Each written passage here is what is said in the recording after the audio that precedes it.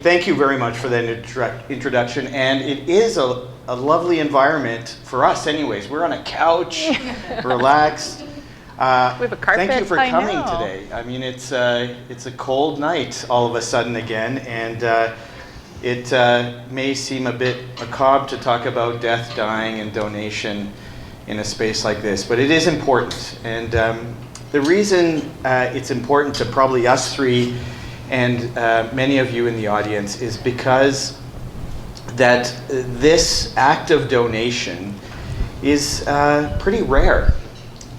We hear things about gift of life, we hear things about organ donation quite a bit, organ and tissue donation, but in fact, setting the context a bit is just to acknowledge how rare this event is. People think there are thousands of donors, and there just isn't. There are several hundred donors every year that give the gift of life through an organ a year in all of Canada. Just a few hundred. Ontario put out some numbers yesterday or this morning that stated that 385 organ donors for the year, which is a massive amount. So two things to acknowledge there. One, that's still not thousands of people donating organs, saving lives. There are about 15 to 1,700 people every day in Ontario waiting for an organ. One person dies on that waiting list every 3 days. That's the reality. There are people in need. These are our brothers, our mothers, our fathers, our children, sometimes ourselves. So really rare and really important. This is life-saving. But it's really important to know that it doesn't happen very often. Two types of donation, tissue or organ, and within that, you can be a living donor or a deceased donor. Living donor is when I can give one of my organs, a kidney, maybe half a liver, that's it. I can't give my heart, and I wouldn't give my lungs.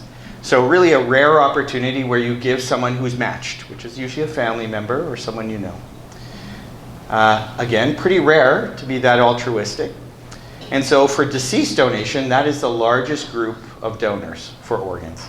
And we won't talk about tissues right now, but again, you have to be deceased to donate your tissue, which is bone, skin, heart valves, and eyes, corneas. So when we're talking about organs, it's your heart, it's your lungs, it's your kidneys, it's your liver, your small bowel and pancreas. And that's why we say one donor could potentially save 8 lives.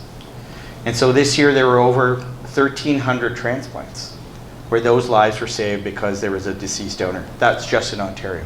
So it's really important that each person dying in Ontario gets the opportunity to donate an organ, and that can only happen if you're in hospital, you're dying, and you're dying in an ICU, an intensive care unit, so that you have then the opportunity to donate. This is not everybody, right? There are a lot of deaths, hundreds of thousands of deaths in Canada, but very few get that opportunity to donate. So there comes kind of the underlying theme of tonight's conversation. It's about trust. For us to develop a culture of donation where this is important and we feel it's safe and that everyone gets the opportunity, we got to make sure that people trust this process. And I think the underlying theme today in all our conversations is about thinking about trust. And that's kind of the context I'd like to start with as I hand it over to Vanessa to talk about the first vignette. Super, thanks, Sonny. So the first vignette that we're going to talk about is in and around public appeals for organ donation and how that either reinforces or may undermine our sense of trust in the system. And so I want to start with a story about the Wagner twins, which some of you may be familiar with. This was a story that was all over the newspapers a few years ago. A set of identical twins adopted from Vietnam who were desperate for liver transplants. And their adoptive father, Michael, was a perfect match for one of the twins and was able to donate, but was only able to donate, obviously, to one child. He described this as being an unspeakable dilemma and an impossible choice. And he and the mother of the twins made a public appeal in desperate search for someone who would donate to save the life of the other twin. And the response was astounding, to be frank. From the time that the twins landed on that transplant list and this grassroots social media campaign was launched, there were hundreds of strangers who responded to this story, desperate to help this family who is in great need. And there was some question about whether or not this publicity was a good thing or a bad thing. And Michael, the father of the twins, said any publicity in this situation is good publicity. What we need is we need a liver for our child. And so as I've said, that response was astounding, unprecedented really. There was over 600 people from around the world who responded to their calls for a transplant, for a donor. And at the end of the day, after these various folks were assessed, there was 4 prime candidates who were actually able, potentially, to donate to one of the twins.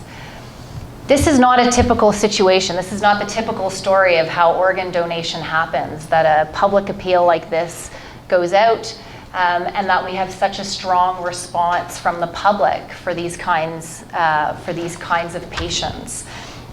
And so this story is seen as a good news story, but we do see other examples of where individuals use the media, pleading for an organ, looking for a donor, where the response is not the same. And Sonny's going to tell us a little bit about that story. Sure. I recognize a lot of faces in the room, and it worries me that I've been in too much legal trouble, but I don't think that's the case. I think we're all friends here. In 2015, I was the chief medical officer for Trillium at the time, and I was with the CEO, Ronnie Gavsey, and we were at a restaurant up the town, and the news report was Eugene Melnick, owner of the Senators, needs a liver. And my first impression was, bingo, this is going to be amazing. Imagine the outpouring of support, the PR, the front page news about donation and transplantation to elevate in the social consciousness. Now, I think I was a little bit too enthusiastic, because when we started to walk through the progress, the first headlines were, he has no options. And he put out an appeal to all Senators fans, and 10,000 people responded, or maybe 1,000 people responded. Lots of people responded directly to Melnick, to Trillium Gift of Life. How do we give an organ? And at first, you can see where he was coming from. He did have no options. And he had an opportunity to make an ask. And someone stepped forward, and he got a liver. And there was lots of good publicity about it. Over time, the publicity changed a little bit. And did he, or was it socially acceptable for an individual who has money, who has power, who has access, to be able to solicit for organs? Where myself probably don't have those things, wouldn't be able to solicit in the same way. Maybe there's someone who doesn't even have a cell phone who needs an organ, who wouldn't even be able to go onto a social media site. So it really came into question about the opportunities, yes, but the consequences. And again, trust came up. That, are we doing the right thing? Did Melnick jump the queue because of his opportunity? I'll tell you he didn't from the inside, but it didn't make a difference whether I knew that.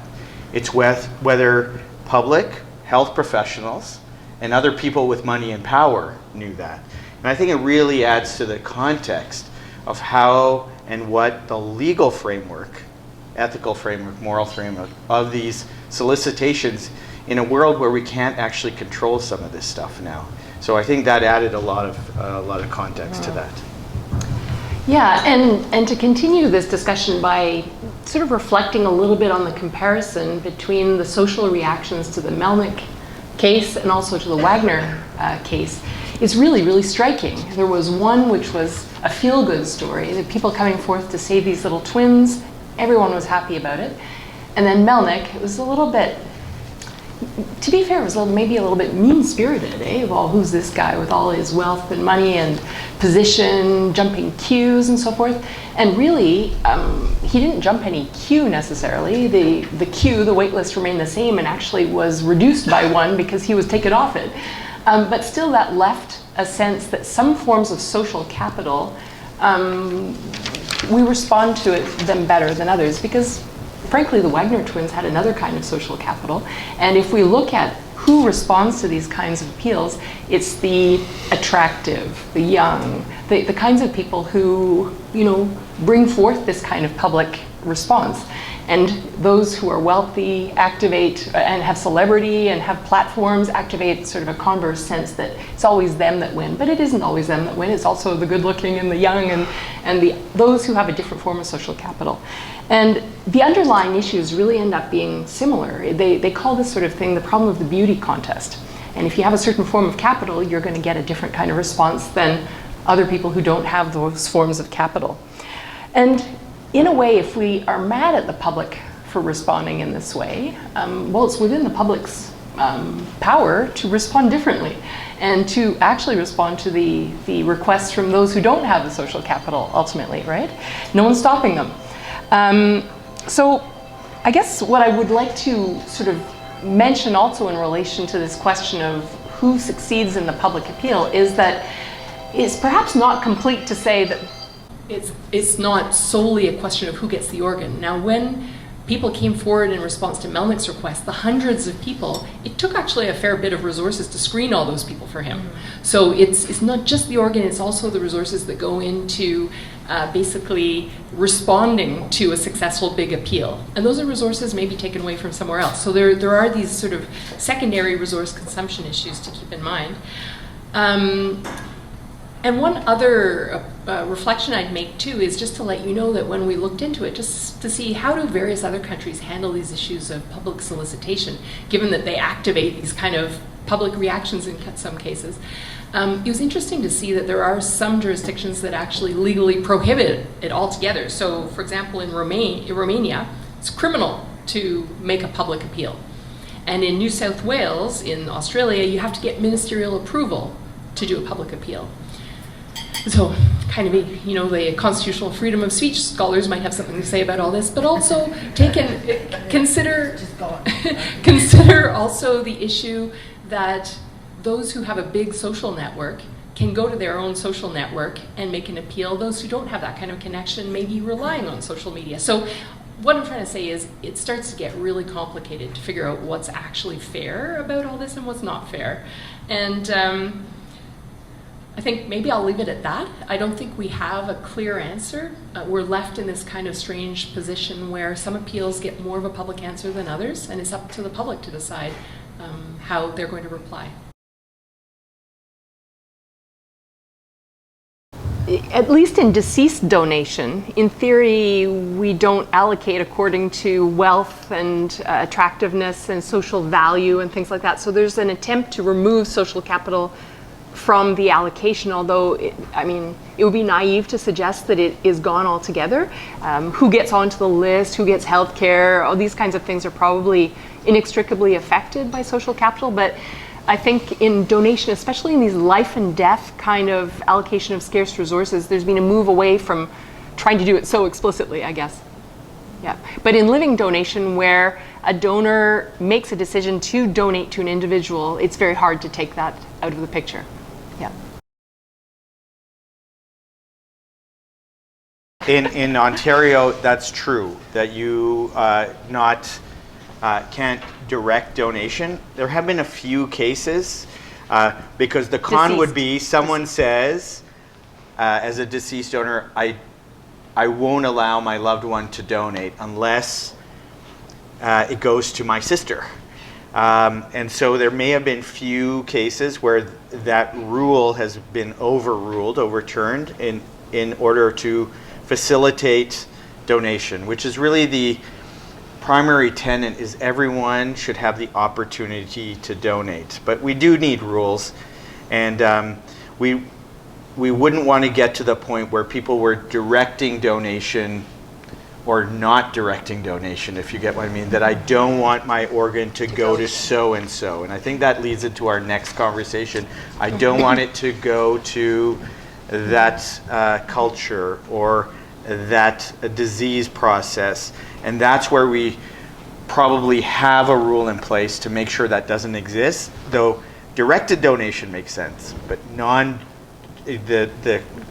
the flip side wouldn't make sense. So I think that's why in Ontario, that's the simplest way to go forward. Even if at some point people don't end up consenting to donation for it, it's probably the better way to go. Do you think ethically there's a difference here because with live donations there is more of a risk to the donor? I mean, I'm not trying to overstate the risks, but there is risk, medical yeah. risks for the donor, so that if they wish their organs or part of their organs to go to a particular individual, does that ethically change the kind of dynamic here, as opposed to when you're Yes, and there's another reason why I think donation directed to close friends and family is often preferred for living donation, and that's because there's fear about under-the-table payment if a living donation is going to someone who's not related. So there's actually, in some places, actually a preference for directed to a close family member for living. Yeah. So to be clear, there is no payment. You cannot. Yeah, no, you get- can't. You can't That's pay. illegal. There should be no incentives, monetarily or other, but I'll tell you a cool nuance to this is if I wanted to give my kidney to Vanessa, but I was not a match, that someone could, but someone wanted to give it to Jen, but I was a match, that there's this paired exchange where one person gives to the next person, and that person gives to Vanessa. Yeah. And so this paired exchange sometimes happens across the country. And so there is incentive to make sure to fly people to other centers and make sure that happens. So in that way, it's facilitated and incentivized in a different type of way. But this paired kidney exchange is a fantastic thing that happens in Canada. It's been a real success story. So one of the situations where we see decisions being made about who is going to be put on the transplant list or not is around the 6-month abstinence rule. It's 6 months in Ontario. It varies sometimes between 6 and 12 months in different jurisdictions, but I'll refer to it as the 6-month abstinence rule for tonight. And essentially what this means is that an individual is excluded, is not put on the transplant list, unless they comply with a 6-month alcohol abstinence rule. And when we're thinking about liver disease, and especially alcohol-related liver disease, which accounts for a good portion, 15 to 30% of liver transplantation cases, this directly affects that patient population. So why do we have this rule? Well, the rule is based, obviously, in part on the fact that there's a scarcity of organs, as Sonny was describing at the outset. There aren't many organs that are available for transplant, and there's a hope that that when there is a transplant, that we put that organ in someone where we maximize the success of that case. But there is some question that's arisen about whether or not this 6-month abstinence rule is actually based on solid scientific evidence. And in fact, the evidence is actually, when you start to dig around, is actually not determinative about whether that 6-month abstinence rule is effective, about whether it leads to better outcomes or not. The assumption underlying the rule, of course, is that someone with alcohol-related liver disease would go back to consuming alcohol, and that would jeopardize the success of the donation. But the evidence really is unclear as to whether or not that's the case. So this has come into sharp relief in Ontario. There's 2 constitutional challenges going on at the moment. We have 2 families who are arguing that this rule in Ontario, this 6-month abstinence rule, is unconstitutional, that it violates several provisions of our charter. The patients in those cases, Mark Selkirk and Mark Williams, both died because they weren't waitlisted as a result of this 6-month abstinence rule. And so this really forces us to think about how we allocate, how we make decisions about who is eligible for transplant or not.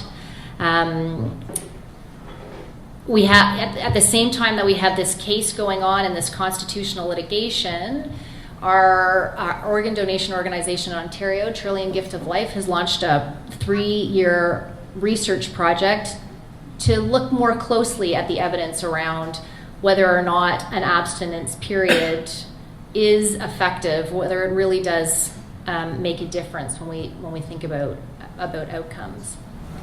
So this is one example where we see the legal and medical communities really wrestling with what are the criteria for getting on the list, who decides, and if you don't get on the list and you disagree with the criteria, what are your options in terms of challenging those rules? Jen, Jen's turn. sorry. Yeah. I'm passing the baton in the wrong direction. I was relaxed. Look how relaxed I wasn't ready. He's I wasn't settling ready. back. I wasn't ready. He's kind of grabby. So Vanessa has talked a little bit about alcohol dependency and the 6-month rule, but it's interesting that there's another class of people who are excluded from the wait list. And it was actually a bit of a surprise to me when I found this in one of the Trillium Gift of Life Network waitlist criteria, which are on the website. But one of the exclusions, if you look at the list for adult heart transplant, is people with severe cognitive behavioral disabilities. And so this is interesting. There's also an exclusion of people who have chronic psychiatric conditions, unstable psychiatric conditions, if they have inadequate social support. I think it's important to note that while excluded from the list, absolutely in some cases and potentially in others, this group of people are donating organs. Vanessa and I have been involved in sort of a large set of interviews with families who consented to donation by their loved ones. And within our set of about 45 families, about 10% of that pool had substantial cognitive disabilities and went ahead to be contributors to the pool of deceased donated organs. So I think there's a real question here of excluding a group of people from a pool to which they donate. So what might be underlying this? I mean, it may be a similar argument about maximizing the utility. It's very important for the donations to be safe. If someone's unable to comply with the medical regimen after the transplant in terms of anti-rejection and looking after their health, it's not safe. However, notice that the more serious the cognitive disability, the more likely the person's going to have the support network in place to help them adhere to the anti-rejection drug medication. So the rationale of being concerned about the outcome starts to maybe look a little suspect. So one's left, unfortunately, with a suspicion that there's other reasons having to do with sort of perceived value of the person, but also quality of life of the person, perceived value of the transplant to the person, which would appear to be contrary to our obligations not to discriminate on the basis of intellectual disability. So this, I think, leads us in a really interesting and difficult question in terms of public trust and support for the organ donation system, because if one goes out to the public, they often, I don't want the donation to go to someone as an alcoholic, and it may be that the public harbors views about who is a worthy recipient that might not be consistent with our obligations under the Charter about fairness and allocation and non-discrimination against people with different kinds of disabilities. So what do you do ultimately where you potentially, I'm suggesting as a hypothesis, that you have a public who may prefer a discriminatory system? Now, I think our system should take steps to try to overcome that. I think people in the public are very smart, they're very generous, and I think the discussion, a ventilated discussion about these kinds of things, is the preferable way to go to try to have people come around to sort of a similar position on what is fair in allocation. So people generally, I think, as a strategic matter, are attracted to the golden rule, do unto others as you would have them do unto you, and if a group of people with disabilities is donating, they should be receiving. You know, even setting aside this question of what is fair by way of non-discrimination. I'll add a few thoughts to that. There was one study done that said in Canada, you are 4 times more likely to need an organ than to donate. So it adds to that context a little bit. I work in pediatric critical care, so my context is mostly with children, and this is an interesting concept about cognitive ability, disability. You know, I think as a parent and working with, you know, we know teenagers are notorious for not taking drugs, not following protocols. They're right, anti-rejection drugs. And to remember, a transplant isn't yet a transplant for life. This means you usually get an organ for 10 to 20 years. That will replace. So as a child, you often would get one and need a second transplant, maybe a third transplant in your lifetime, if you were lucky, to be honest. And that early phase are teenagers who are not going to take their medications, who may not show up to clinic appointments after they get their transplant. We would never, of course, say no to that transplant. So you have to contrast that to the frame of mind of making a judgment for other individuals who may actually have similar cognitive viewpoints at that point. The other thing to add is that the window changes a little bit. That for the longest time, certain disabilities, genetic disabilities, children with trisomy 21, formerly Down syndrome, were not candidates for transplant. They are now, because I think the opportunities, the care, the outcomes have shifted. Our frame has shifted, and I think that is an evolving process. So I think that's worth adding to the context of the discussion as well.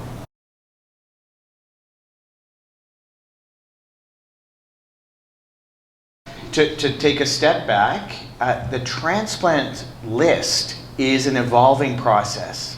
It is not regulated.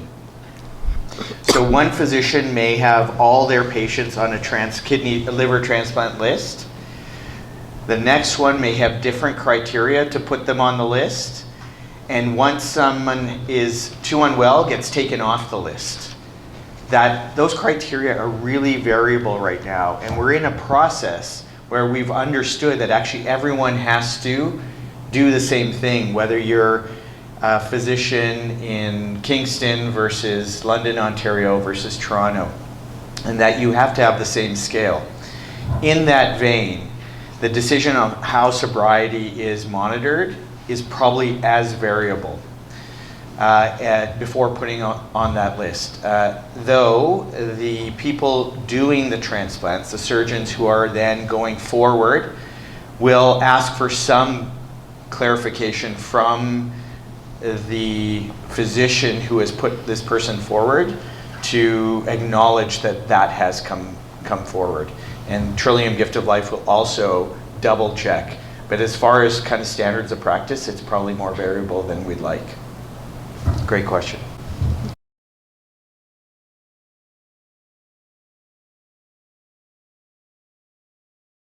I think that's been acknowledged. And what's happened in the Ontario system is, for example, Trillium Gift of Life, ministry mandated, was dealing with donation only. And over the last couple of years, the mandate has expanded to have both donation and transplant under the umbrella. So the checks and balances that we had for donation are now happening for transplant.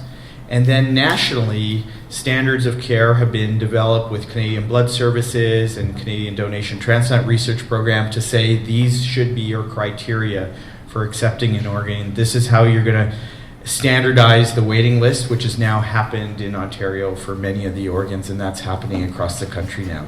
So the right things are happening to answer that question.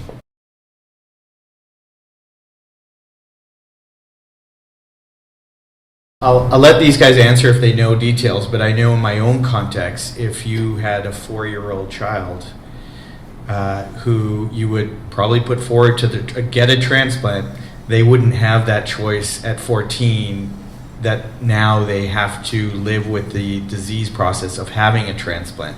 So it fits into that context that at the earlier age, we go ahead and the substitute decision maker as a parent would just make that decision for them. When you're older or have cognitive disabilities, it might be different. Yeah, I actually haven't looked to see if there's been any research with families in this situation. It's a good point. I should. With the severe cognitive disabilities, it's not even a question of SDM, substitute decision maker. It's just you're not listed whether your substitute decision maker would consent on your behalf or not. In these other cases where there might be something that's a lesser degree of impairment, of cognitive impairment, you might have this kind of situation being set up where the substitute decision maker might consent on behalf of the person, as long and there might be listing if the doctors were confident that there was a sufficient social support network to ensure compliance with the drug regimen afterward. But I don't think if the person is not capable, it would not be a question about asking them whether they want to go ahead with all the pills and the post-transplant regimen. It just wouldn't be asked, I don't think.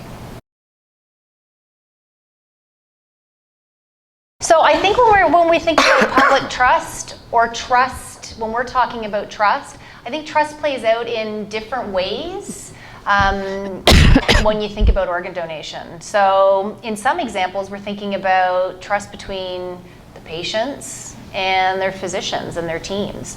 So when we think about, for example, patients who have alcohol-related liver disease or other patients who are waiting for an organ, they have trust in their physician as to whether or not they're going to be put on the list and whether they're going to receive an organ that they need. So I think we see trust certainly manifested between the individual patient, the person who needs the organ, and the physician.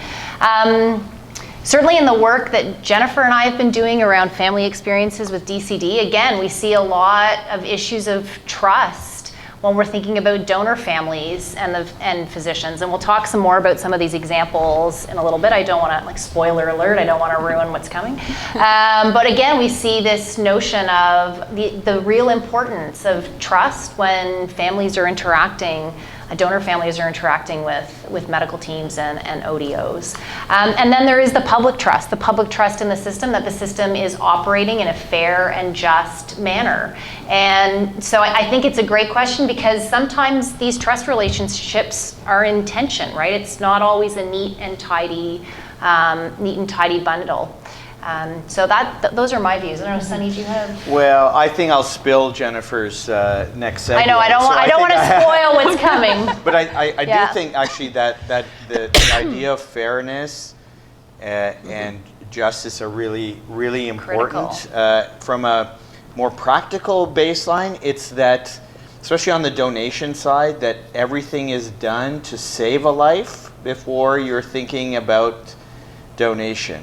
And that comes up over and over again, where public polls say 90+% of Canadians believe in donation, where consent for donation is between 30 and 60% when it comes to that decision at the bedside in a critical care environment. And the reasons that these guys have explored about why there's a difference is mistrust on how often the medical system and the treatment to get to that point has occurred. And I think that's a really important part of the narrative.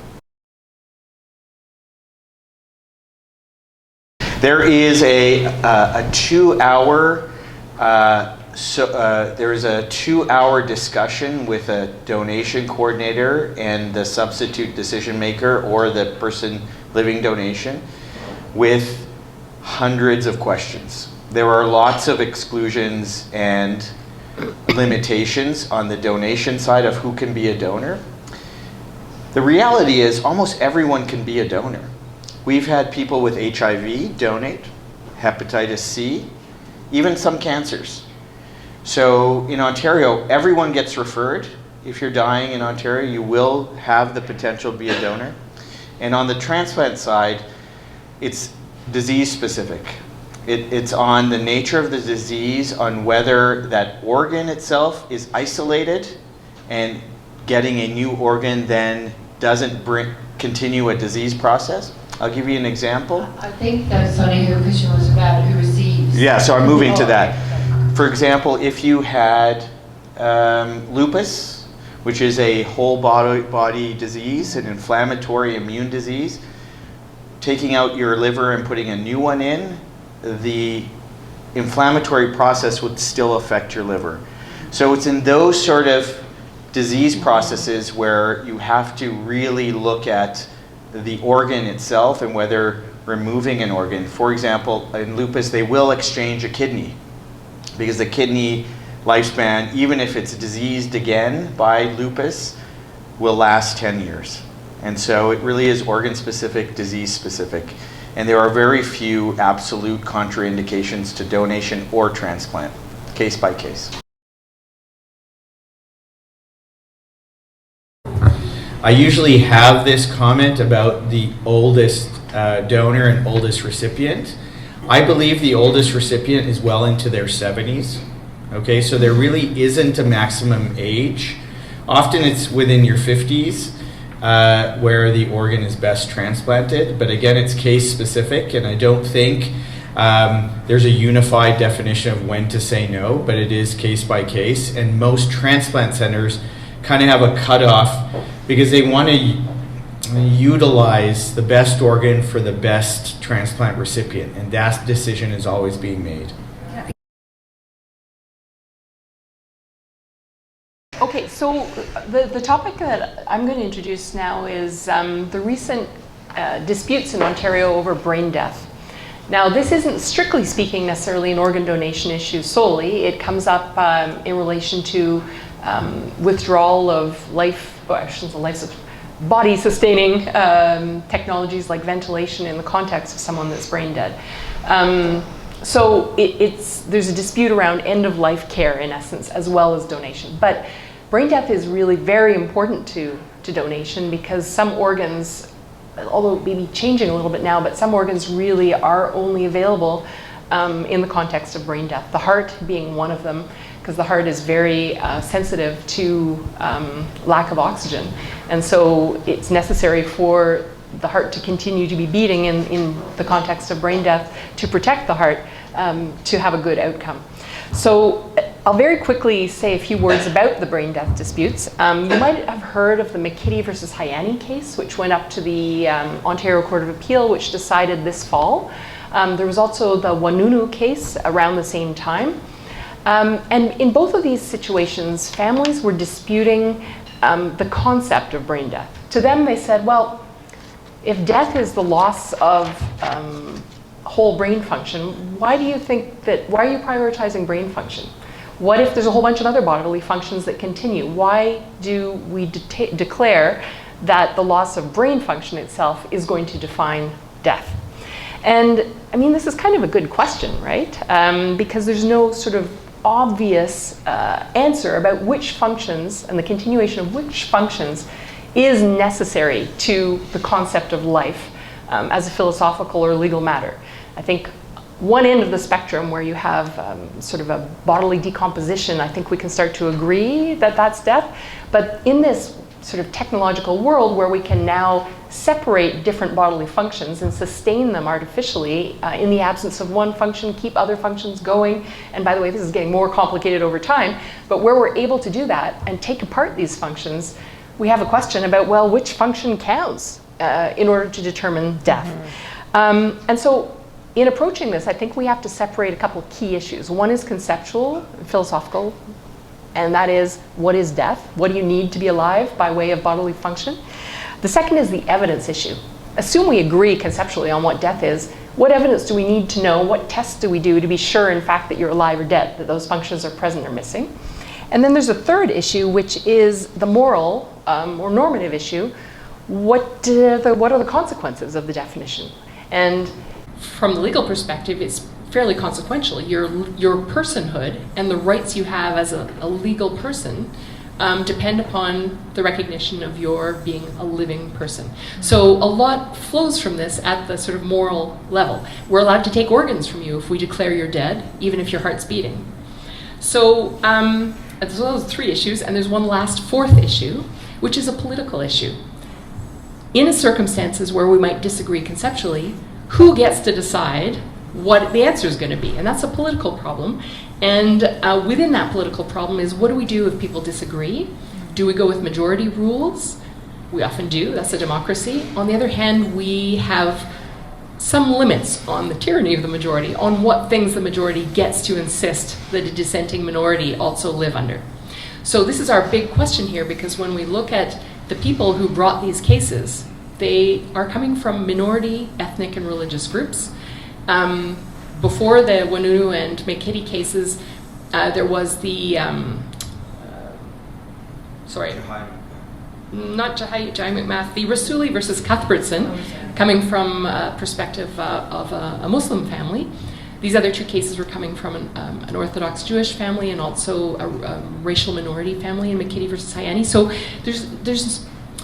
it's not an accident that all of these dissenting views are coming from minority groups. There's a higher level of mistrust of the medical system within minority groups for a whole variety of reasons. And so we have a bit of a tricky problem where we have determined that we are going to respect religious freedom in declaring a rule that may be inconsistent with the religious views of a particular group. So we have to figure out how to resolve this. And in the McKitty versus Hayani case, the Ontario Court of Appeal essentially made the point clearly that the legal definition of death is a legal normative matter. It's informed by biomedical facts, and indeed learning more about physiology from science and medicine is critical.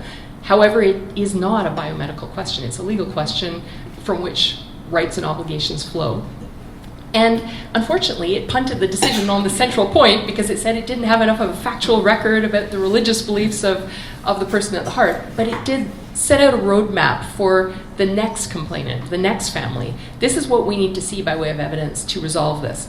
The Court of Appeal did say, this is really complicated. It involves balancing religious freedoms, respect for minorities, but also resource questions, because if we have a lot of bodies being sustained, this is going to be resources that could be devoted to people who have a chance of recovery and so forth. So there's tricky issues to be resolved there too.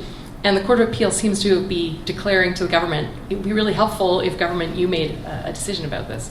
So I want to end just by pointing out another little wrinkle on this, because as we argue about what is death from a brain death perspective and who gets to decide and so forth, there is pressure, pressure is the wrong word, there's developments on the donation after cardiac death side.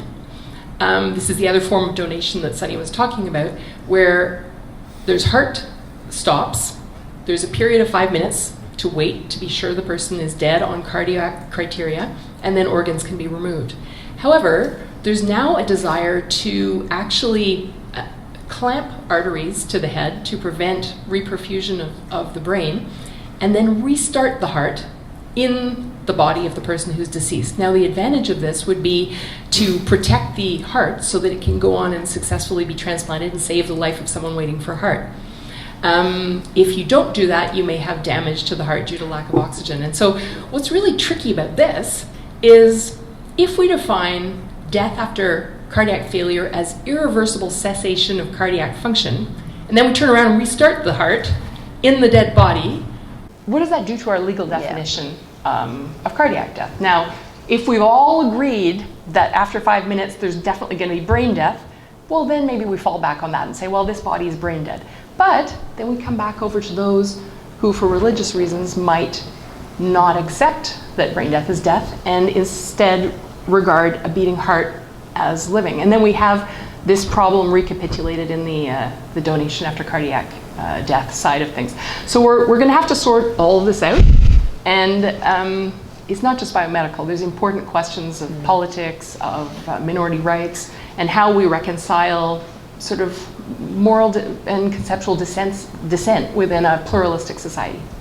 So should we ask Sonny, have you had to deal with this? Have you had to, I'm singing it. That's right. Oh, it's a good look. I like it. I bet you people, And yeah, I'm sure it's very tricky. it's So very did you- challenging. I suspect that people are chomping at the bit to ask questions. That was a great dissertation on lots of really key issues.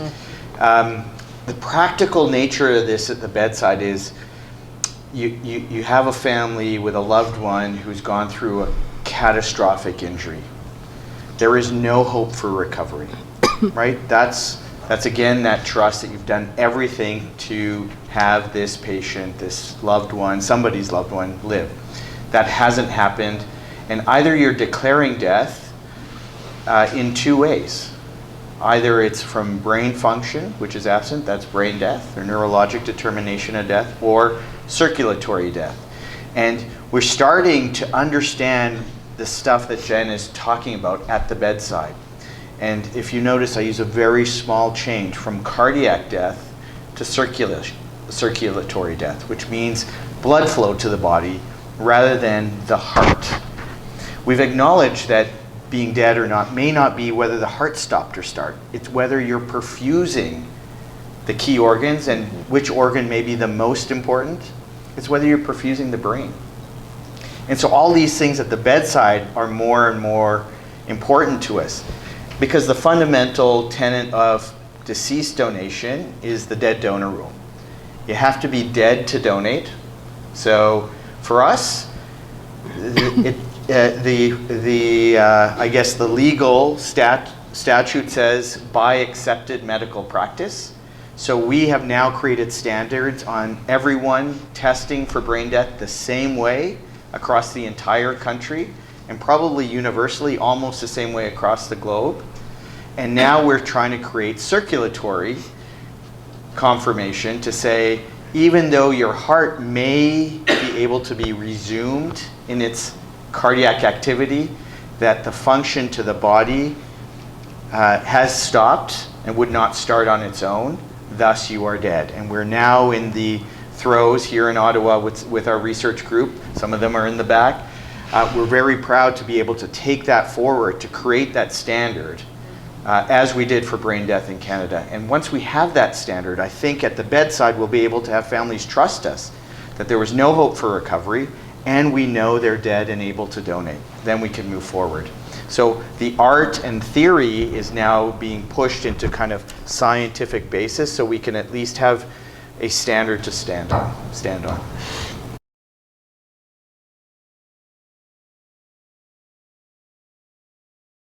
Sonny, I'm thinking about the complexity of what you guys just explained. Yeah. And you brought in the bedside, and I'm thinking about standing next to someone I love with a warm body and feeling a heartbeat.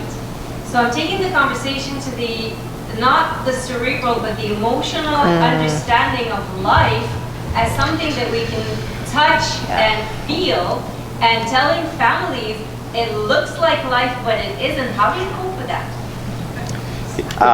You stole my next vignette. But you can imagine how hard that is. And I say this from a personal level, but really thinking of the families, right?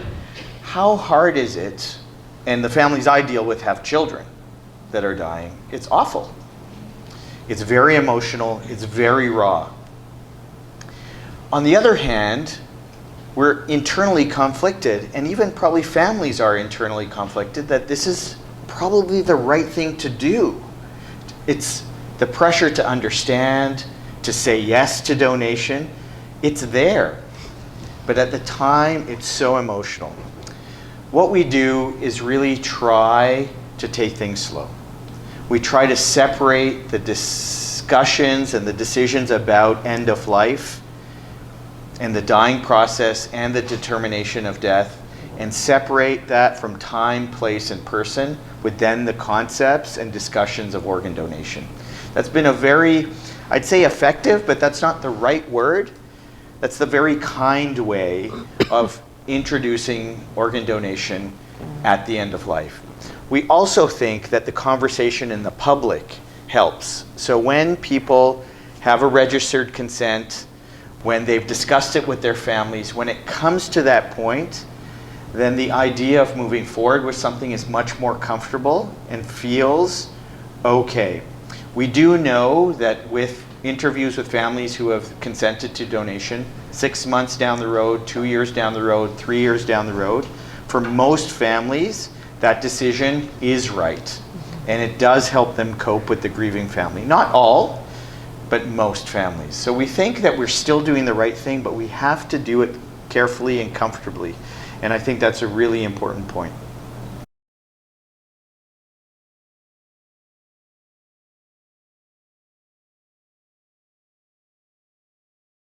There has been a lot of discussion about a certain kind of congenital defect called anencephaly. So it's incomplete development of the brain, I think lacking the forebrain. Lacking the entire brain. Lacking the entire brain. And so there has been some ethical sort of discussion about that. I believe that it's resolved in favor of that, although there are questions about, well, can you sustain the child sort of on ventilators and things like that in order to facilitate donation, and discussion around the ethics of that. But it has been thought through from the legal ethical perspective there. Yeah, with the concept of circulatory death, donation by circulatory death, once an infant like that who has no hope for recovery, the premise is the same, that if there's an opportunity to donate, that family and loved one and that individual should have the opportunity to donate. Now, this is tricky because it's the parents who are making the decision for the child.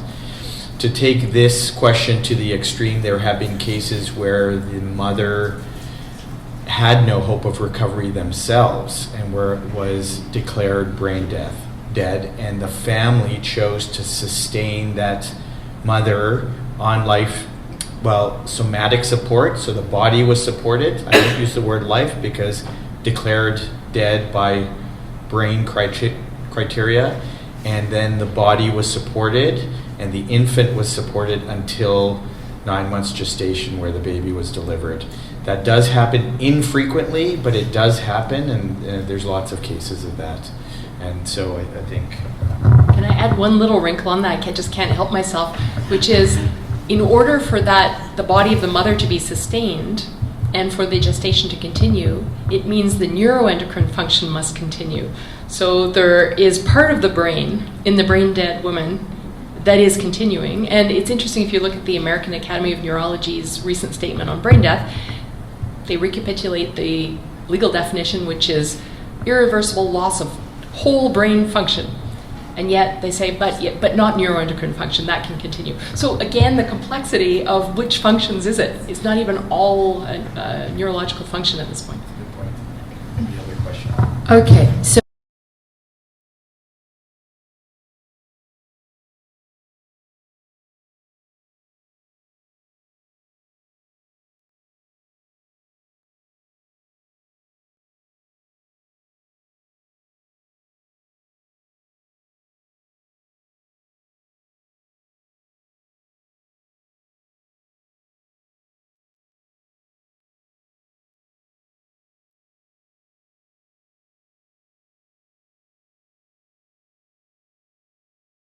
This is another example, as Colleen mentioned, of where we see issues around organ donation cropping up and sometimes bumping up against different cultural and social practices at end of life. And so medical assistance in dying, MAID, is one of those issues where we've had some really important questions and had to explore the processes around organ donation after medical assistance in dying. So how did this conversation start? Well, it really started with patients, with individuals who were really deeply committed to donating their organs after MAID. And so there's a couple of stories that are, really heartfelt. One patient, Brian. Vanessa, Yes. I just want to make sure that everyone knows that MAID is Medical assistant. medical aid in Assistance in dying.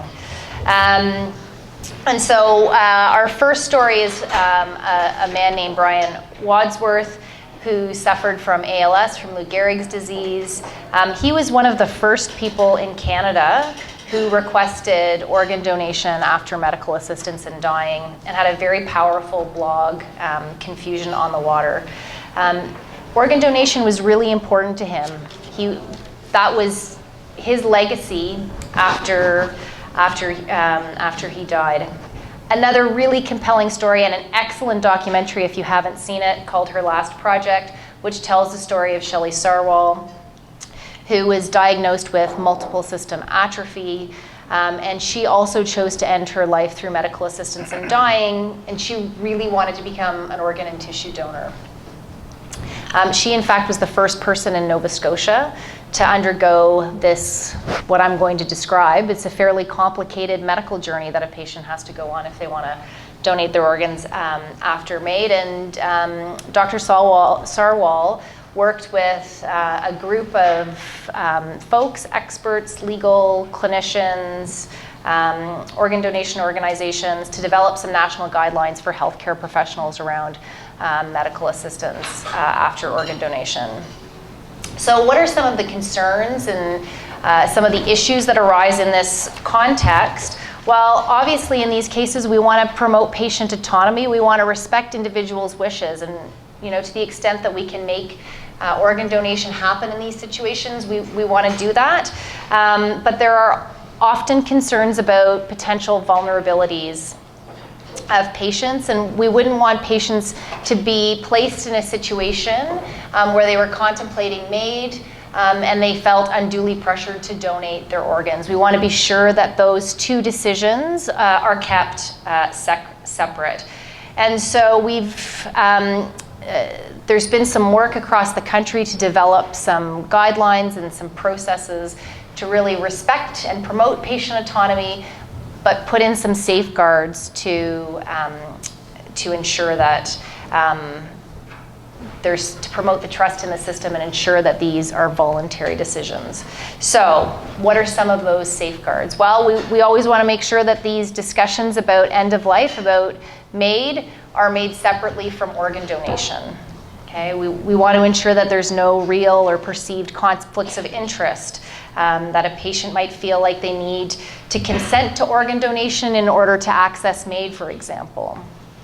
We also want to be sure that patients are eligible for MAID before we start having conversations about organ donation. And it's important that patients who are thinking about donating their organs after MAID understand the process that's involved in these situations. So that means that patients are going to need to undergo additional testing to determine their eligibility for donation when they otherwise wouldn't need to for MAID. That patients will have to undergo medical assistance in dying in a hospital instead of at home. And we know that many patients who opt for MAID prefer to undergo MAID at home. That there may be, in addition to additional testing, that there will be additional processes and questions that are asked of them that they otherwise would not experience during their end of life care. Some of the other protections that are put in place are ensuring that patients understand that they can withdraw their consent to organ donation at any time, making sure that patients are comfortable with that decision. And so those are some of the things that clinicians and organ donation organizations are doing to promote trust in the system, to maximize patient autonomy and protect against vulnerability. There are lots of other issues that we're sort of encountering as these cases come forward. Directed donation, something that Verdit had asked about before, Should directed donation be permitted in these particular circumstances? Other questions arise about whether or not recipients, potential recipients, should be informed about whether or not they've received an organ from someone who has opted for MAID.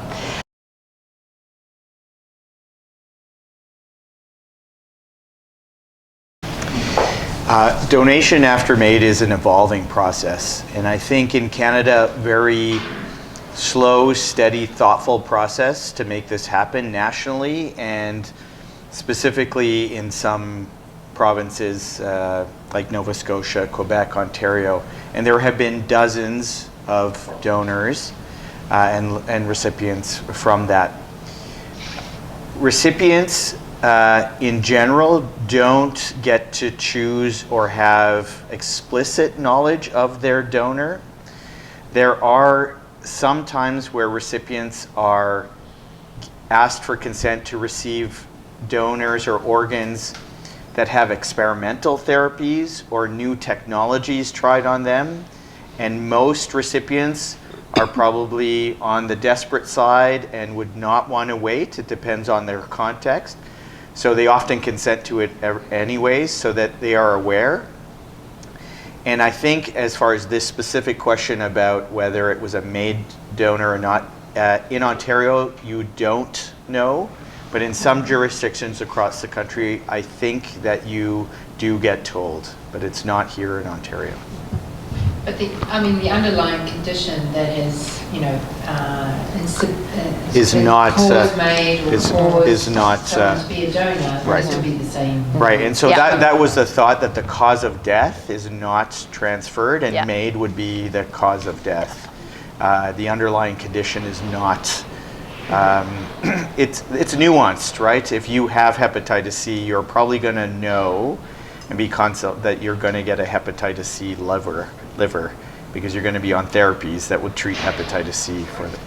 I guess this has got, so there are nuances to that. There are some disease processes that you would know about.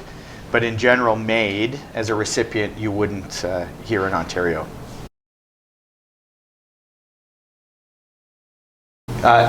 So to be clear, the transplant team knows everything. The transplant team, you knew the age, and so it's the generalities that you would know. You won't know where. So in Ontario, there is a de-linking of a donor and a transplant recipient. That's becoming harder and harder because of social media. You do hear about the car accidents on the 417 and the situation there, and then the next day as a recipient, you get a liver. But by premise, that information is not linked. Recipients often want to thank their donors, and so a letter can be written. It goes to Trillium, then Trillium sends the letter to the donor family. That link is not direct, but you do get some information, usually age, and what did you get again?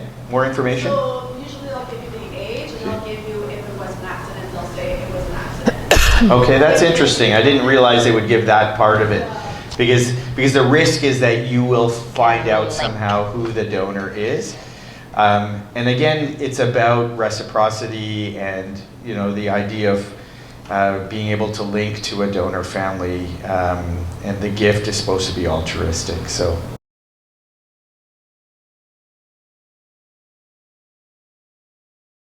Before Jen starts, I will just say, remember the primary tenet of the dead donor rule. So dead donor rule is you must be dead to donate, right? And to make sure, that's why we use the 5-minute rule, to make sure that the heart and circulation don't restart on their own.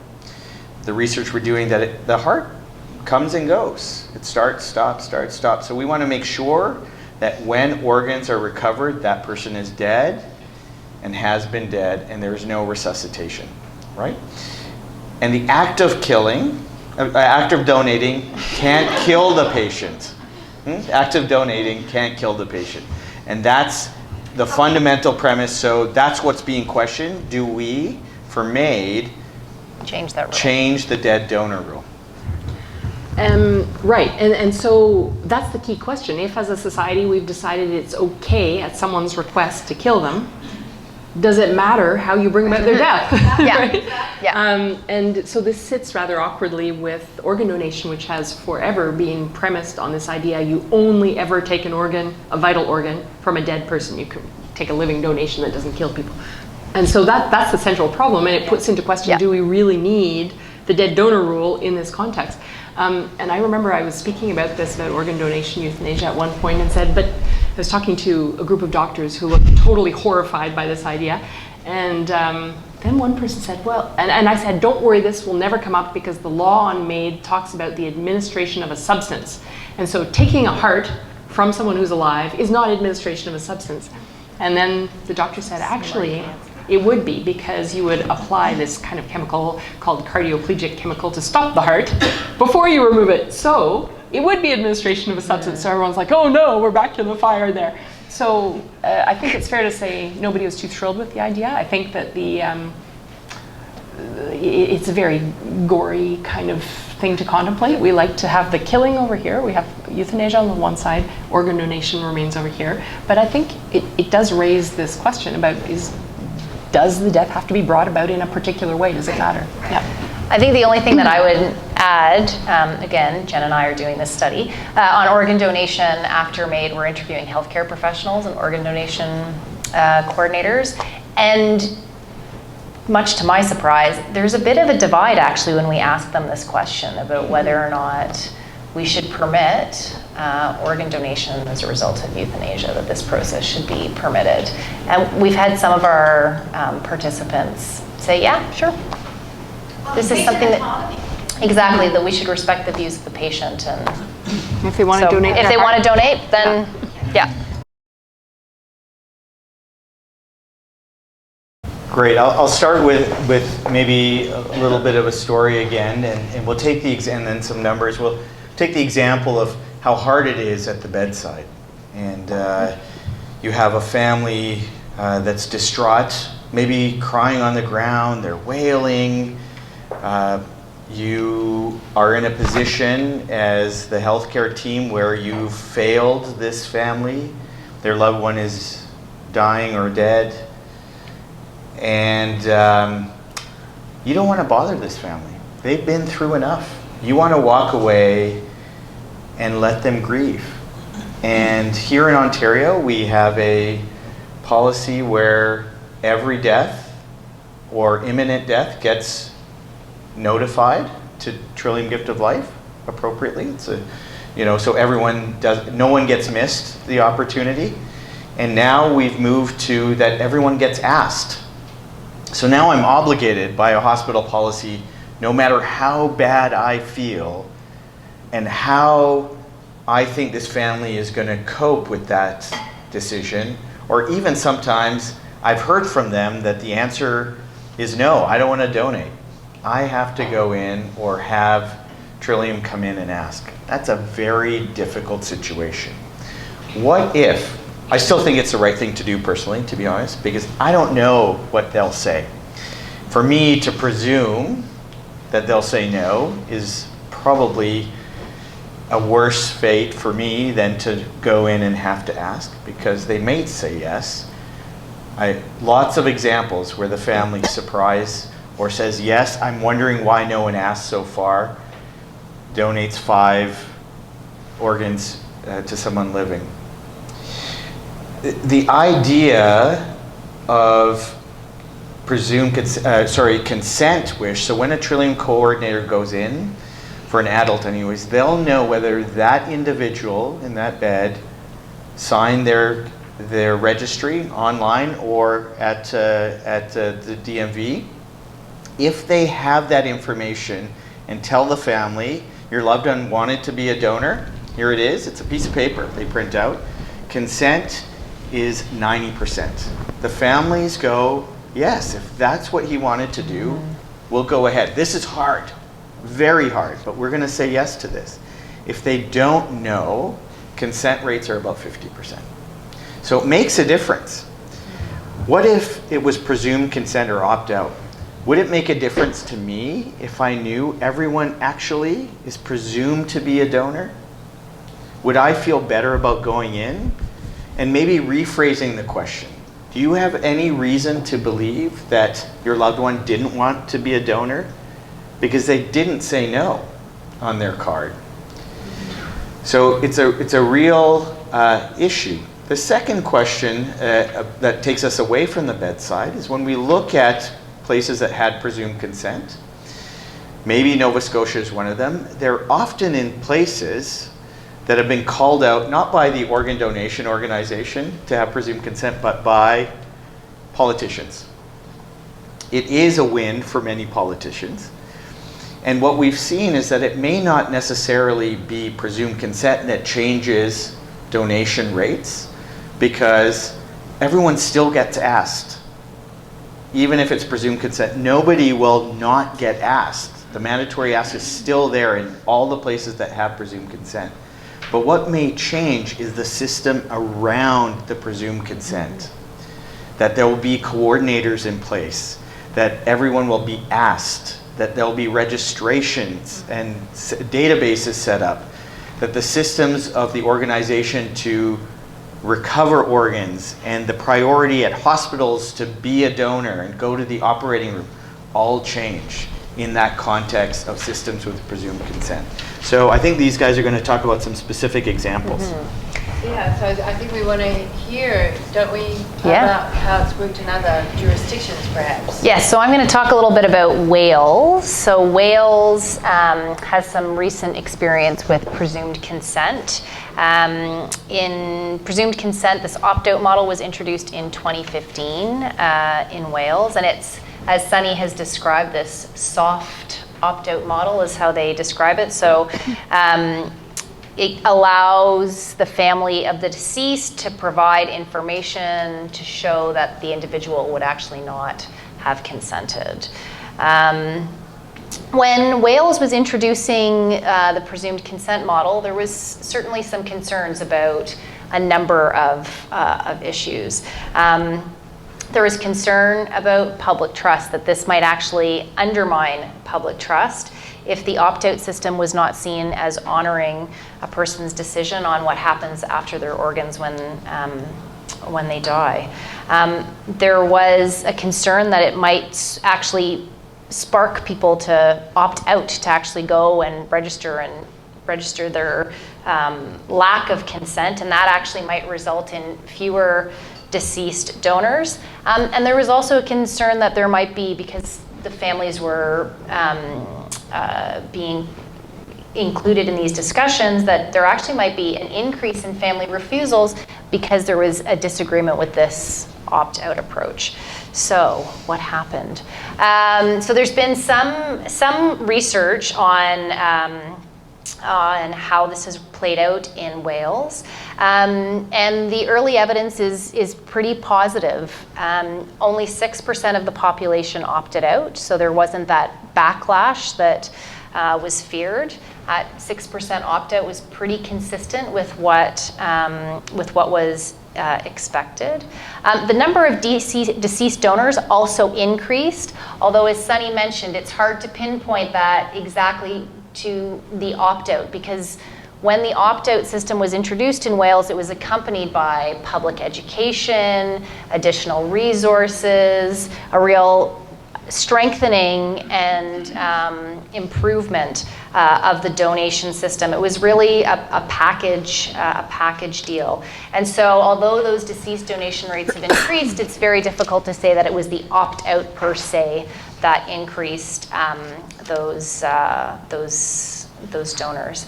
It'll be interesting to see the rules for organ donation. There's now opt-out that's been introduced in England, starting now in 2020. So we'll have more research, I'm sure, out of England to see, how effective are these opt-out systems. But again, England has taken a very similar approach to Wales. This has been very much a package deal. It's just not a single fix. And in fact, we're all involved in research to look at what happens in Nova Scotia after the change there, to see, in fact, what will be the result here with the change in law. But again, it's a whole package of things that's being negotiated sort of by the medical community, saying, look, if we're going to do presumed consent, it tends not to have any particular effect unless you put all these other things in place. So they've asked for and gotten all these other things. So it may well be that the whole modification will have an impact. I think it's also, there is evidence from a couple of jurisdictions around the world where changing to an opt-out or presumed consent system actually lowered donation rates. So the experience of Chile in 2010 is a good example. So Chile in 2010 adopted presumed consent for every citizen above 18. They had a historically low donation rate and a declining donation rate, and they were very concerned. So they're like, hey, let's presume consent. And there was then a decrease in donation. It was actually a 15-year low in donation right after this change. And their next response a couple of years later was, okay, well, this is bad. What we'll do is we'll put in place a reciprocity system, so anybody who opts out will go to the back of the line if they ever need an organ. So it's sort of an extra incentive not to opt out, or kind of a little bit of a punitive kind of result if you do opt out. Well, that people didn't like that much either. And turns out that after that, you had about 20% of the population opting out. This is catastrophic, because you go from a situation where you might have silence to 1 in 5 people saying, no, I won't donate. So the moral of this story is that it's really important to pursue a policy with an uncertain upside. Just the switch to opt-out or presumed consent is uncertain upside if you're not putting everything else in place. You should be a little careful. Secondly, it would be wise to ensure the population is supportive and is coming along with this, and the public education and all those pieces are in place, lest you have a result which might damage the system. One other thing I'd say that's kind of interesting about the Nova Scotia change is there's been a modification to the law to presume consent, but Nova Scotia is unusual in having within its law explicit consideration of what are called pre-mortem interventions. So to donate after cardiac death, there's a variety of things that happen to the living patient to facilitate that donation after their death. It might be the administration of drugs, some additional testing, things like that. Maybe a bronchoscopy, these kinds of sort of more or less invasive tests might be done, although I don't think they're always necessary. But there's a really interesting problem here. Who's going to consent to all that stuff on the living patient if we're presuming consent to donation? Does the donation consent implicitly include all this upstream stuff? Or in fact, you have to go find a substitute decision maker to agree to that kind of stuff? Because when we sign our organ donation cards, we don't really have much of a clue of what's involved. And I think most people would assume it means I die and you take my organs, and not assume that it would have any sort of upstream effect, interventions on you while you're still alive and about to die. So this is something that needs to be sorted out from a legal perspective, like where does the consent come from, and on what basis? If it's not for the best interests of the patient, well, maybe it is. Maybe it is in their extended best interest to have the legacy of a successful donation, even if it's not their medical, therapeutic best interest. So these are all the little complexities that need to get worked out at the legal level, and that's why lawyers have jobs.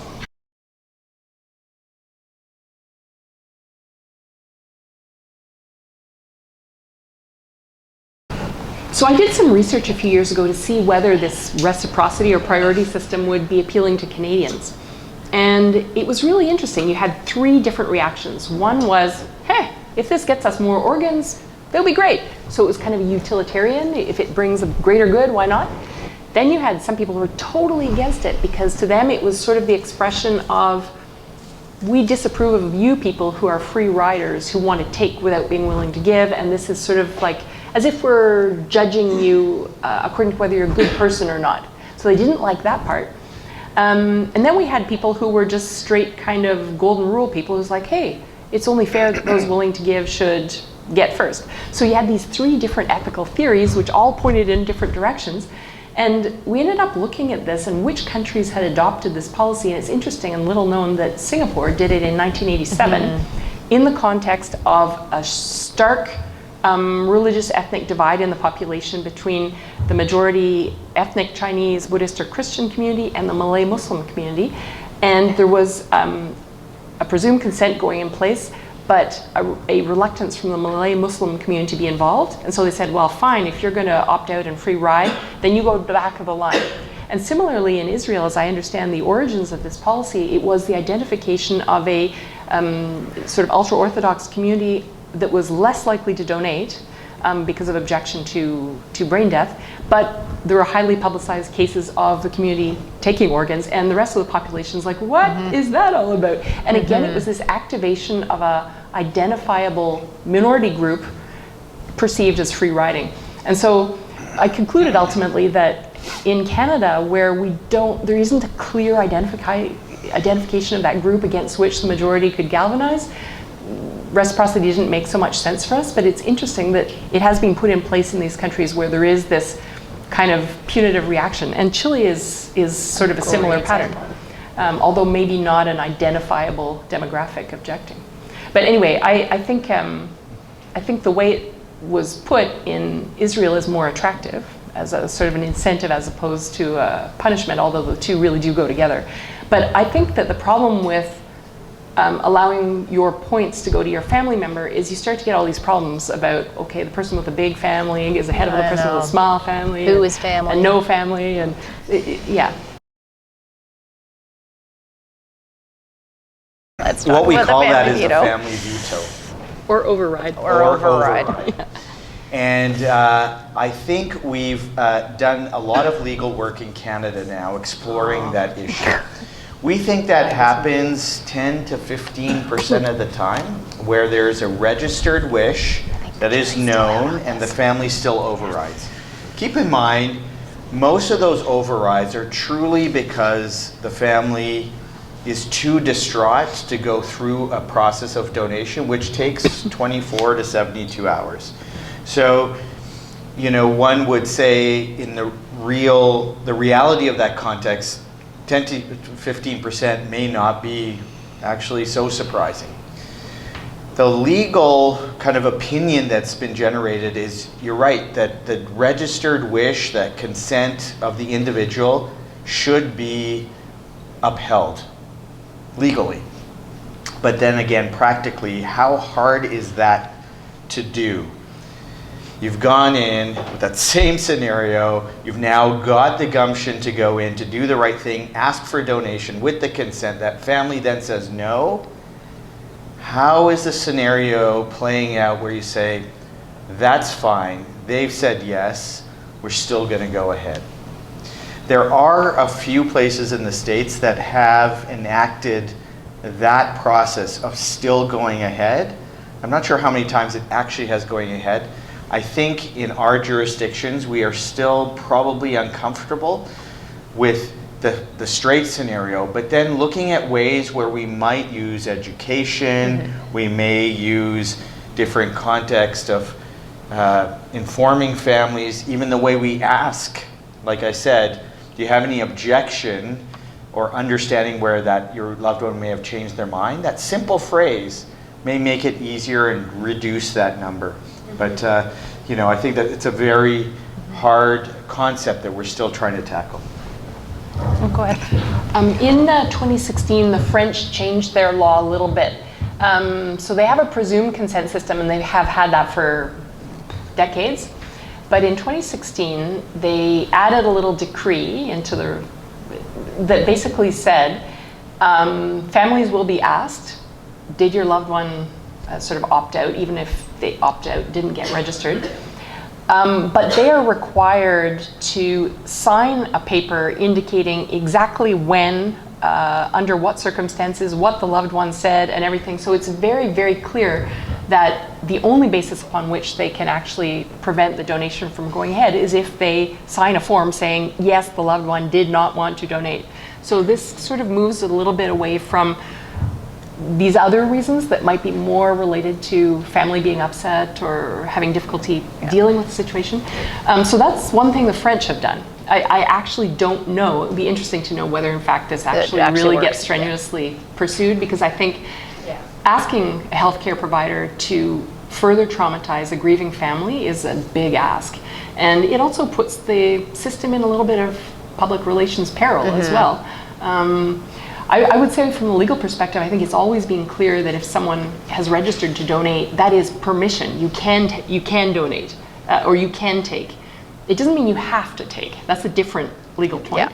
And so I think that part, there may be a variety of reasons why healthcare providers might decide not to go ahead and take, even if they were permitted to. Although I guess on the other side, there's going to be doctors and families grieving about the person who needs the organ, right? So yeah, perhaps. As you said, that you found them somehow in some way, but they're dying at this point. So Correct.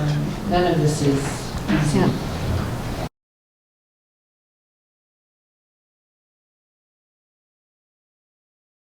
Hard clinically, it's hard. I think this leads to something that I've seen in other countries that are known for donation. Is the concept of a culture of donation. That the discussions do happen at the bedside, at home, at the dinner table, that these discussions do happen, and that takes the burden off the family at that point. Whether there's a registered wish or an opt-out or a presumed consent, if that conversation has happened and a catastrophic event occurs, it's the benefits on the family that they're doing the right thing for their loved one as the last wish or something like that is almost always positive. And so you're right. If in Canada our wish is not all policy and all procedure, it's to create a culture where Canadians feel donation is part of end of life.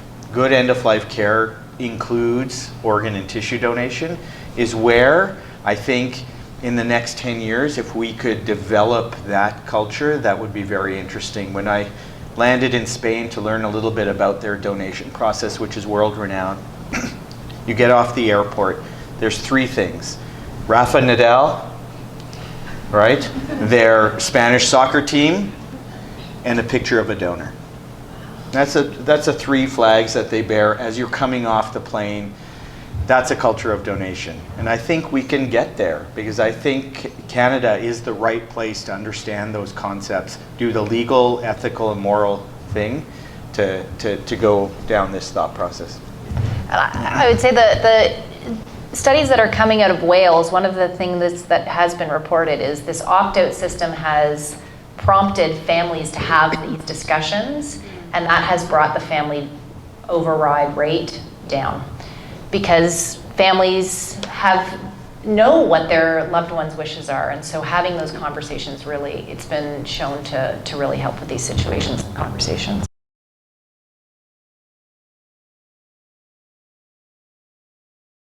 There have been people who've looked into it, and it's highly variable. Families, they don't say it made the loss easier.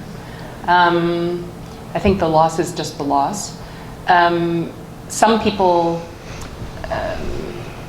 in some cases there's complications from grief, so especially people who are not totally sure about brain death tend to actually have misgivings after the fact. In some cultures where donation is maybe not as approved, there's studies from Iran and also Hong Kong of families who had all kinds of ongoing conflict within the family after some consented. So it's highly variable. Others say they got a lot of comfort from it.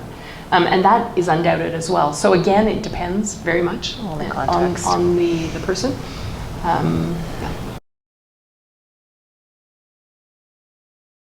Healthcare is federally mandated, but in fact, it's provincially paid. This creates a discrepancy between the provinces on all healthcare issues, but for me, specifically on organ and tissue donation and transplantation. The concepts, as I mentioned, Ontario is a big part. A lot of donors, a lot of transplant. We lead the world. But the rest of Canada, not all of Canada follows suit, not just in the funding from their ministries, their political will, and then the healthcare practitioners are also different. And if you get the opportunity to donate here in Ontario may be different than the opportunity if you die in other jurisdictions because they have not. We're a have province, they're a have not province, or will not. And that part really bothers me. The hope is that actually we have organizations like Trillium that are sharing their work across the country. We have Canadian Blood Services that owns organ and tissue donation transplantation across the country, unifying policies, procedures.